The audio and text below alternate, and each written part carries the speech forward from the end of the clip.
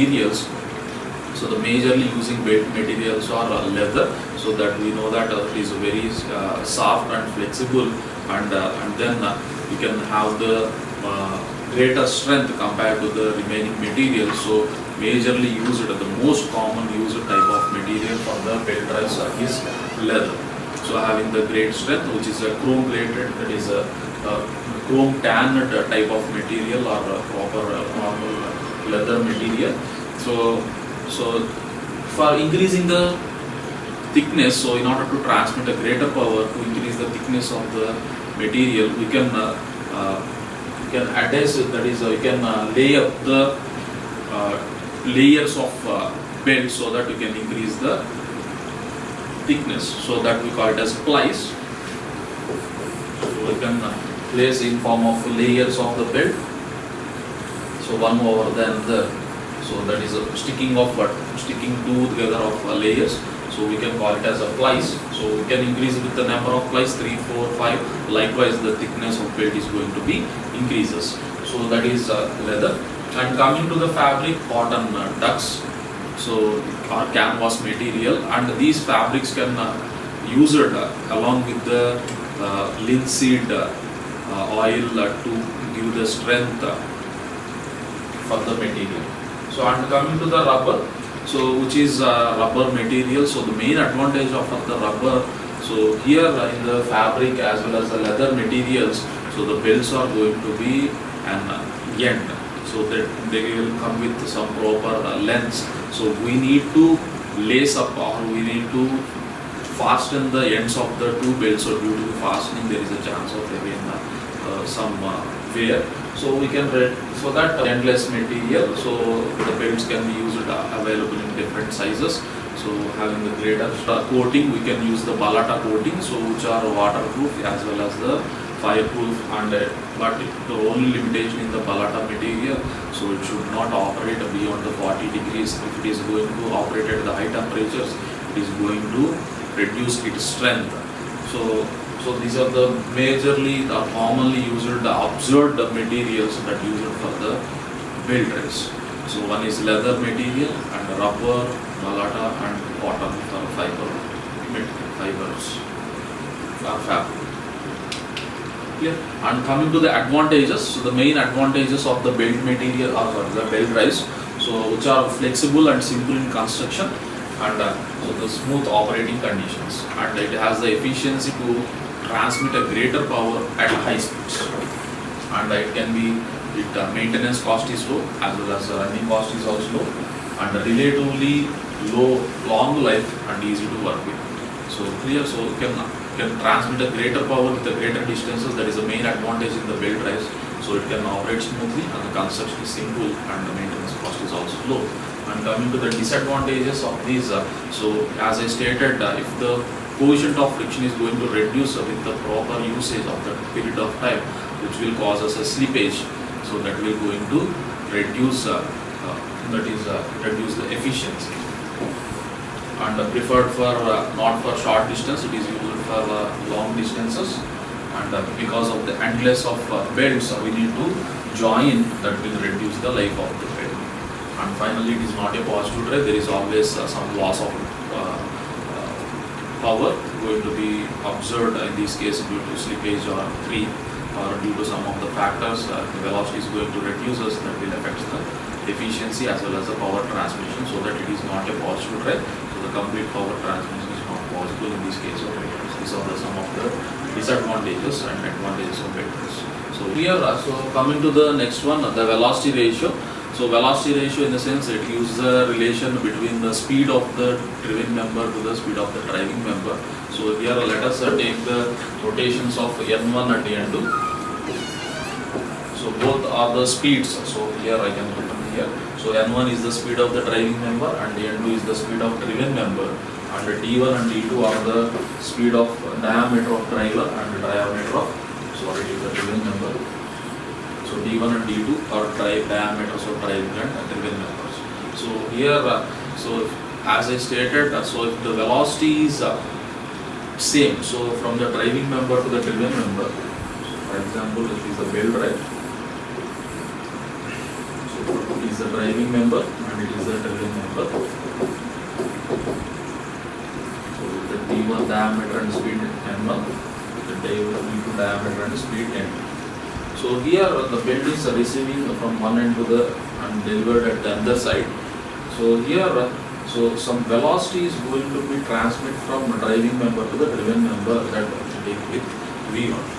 So here the belt can tends to move from driving member to the driven member with the velocity of V1, but there is a so the same velocity can be tends to maintain here, and I can write the velocity observed at V2. So the peripheral velocity of the pulley 1 so can be written as pi dn by 60, and so at the peripheral velocity at the driven member can be written as pi d2 n2 by 60.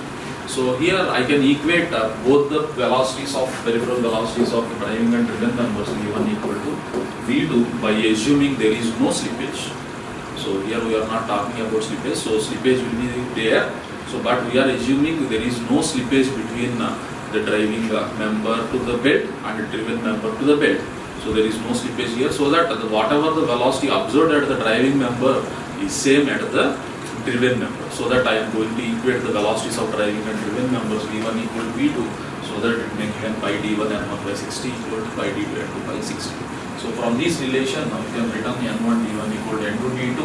So and finally you can write the ratio of speeds driven to driving members, so that is n2 by n1 equal to d1 by d2, that we call it as velocity ratio. That gives the relation ratio of so here it is defined as the speed of the driven pulley to the speed of the driven driving pulley. So this can be written by assuming there is no slippage between the belt and pulleys. Clear? N2 by n1 equal to d1 by d2. N1 and n2 are the speeds of their corresponding pulleys, that is the driving and driven pulleys, and the d1 and d2 are the diameters of driving and driven pulleys. Clear? So and coming to the next one, that is what slippage that we are talking about. So what is slippage means, if you are going to pull the belt from one end and delivering at the other end, so here due to the so as we assumed earlier, so there is a firm contact, that is a firm contact between the belt and pulley. If there is a change in frictional amount between the two surfaces, so here, so if the frictional amount is going to reduce us, that is by means of rotation of with the period of time, so the belt may chance of wear.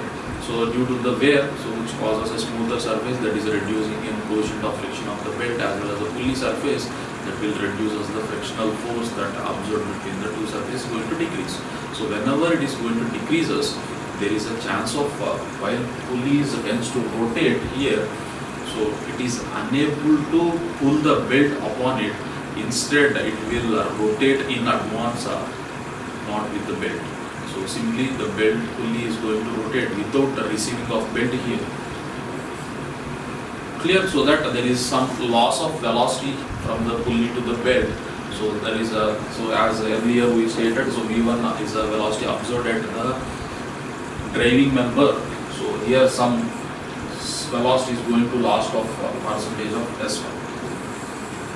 S1 percentage of slippage will be causes at the driving member, so which means the pulley is going to advance us without receiving the belt. In the similar phenomenon we can observe at the driven pulley. So here so the belt has to rotate the driven member. So due to again with the reduction in the frictional amount, the pulley, the belt is going to tends to advance without rotating the pulley.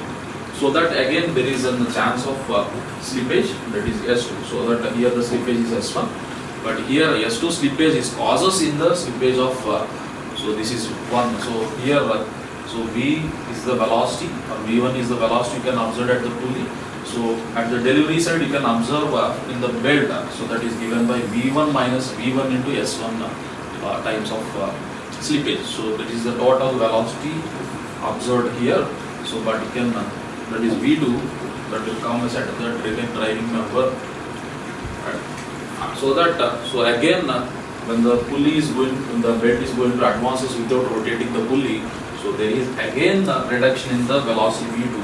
So V2 minus V2 into S2. Clear?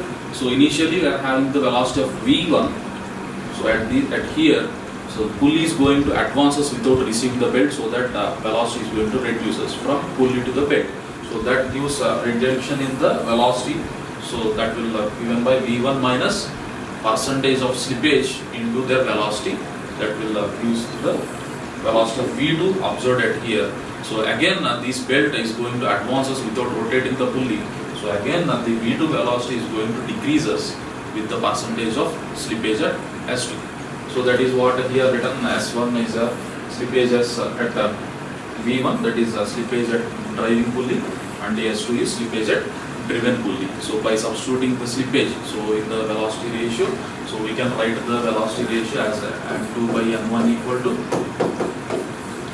D1 by D2 into 1 minus S by 100. So by considering the slippage, the velocity ratio is going to be changes, that is given by N2 by N1. So that why? Because here some percentage of slippage will be observed at driving as well as the driven members due to the reduction in the frictional amount between the two surfaces. So that velocity is going to decrease us. Due to that, we can also need to write the velocity ratio, and to one affected velocity ratio due to slippage can be written N2 by N1 equal to D1 by D2 into 1 minus S by 100.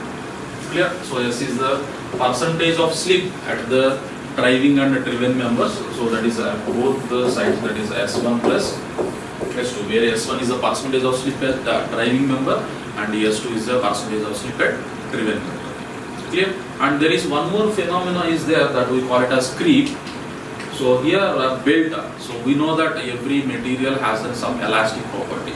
So belts, so we have seen that different types of belt materials, each material having their elastic limits. So elastic property of the material. So elastic property in the sense the belt that material tends to elongate and come to its original position after removing of load. So here a belt is also having some elastic property. So as we seen that so the power is going to transmit from driving to the driven member by receiving of belt and delivering of belt at the driving member. So upon a driving pulley and at the driven pulley, so the belt is tends to rotate the pulley. So here, so when the driving member is rotating, so which means we are applying the force on the tight side T1. So as stated, so it is going to pull. So due to elastic property of material of belt, so by the application of the tension T1 on the tight side, the belt tends to elongate. So these elongated belt is going to rotate on the pulley surface and come upon to the top surface of the pulley, and that is what delivery side. So again the tension is reduces from T1 to T2, so the force is relieving upon the belt. So again it comes to its original position. So which means, so if you observe clearly the belt, so the length of the belt is very greater compared to the delivery side. So here the length of the belt is greater on the tight side. So why? Because the tension on the tight side is greater compared to the tension on the slack side. So that here the length of belt on the receiving side is greater compared to the delivery side. So that is a greater length of belt is traveling upon the driving member. So but this scenario is going to be reversed. So vice versa in the case of driven pulley. So here so less amount of tension is available on the tight side, that is the top side, but coming to the downward side of the driven member, so having the greater tension, again the belt length is going to be increases. So here due to the increase and decrease of length, that is a change of length in the delivery side to the receiving side to the delivery side.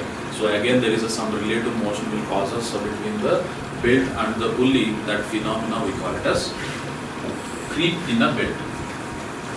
Clear? So due to uneven expansion and contraction of the belt between the delivery and receiving side and delivery side, that will cause the relative motion, and that phenomena we call it as creep.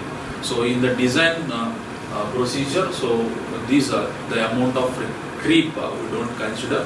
The effect of the combined effect of slip as well as a creep is taken as a simply slip.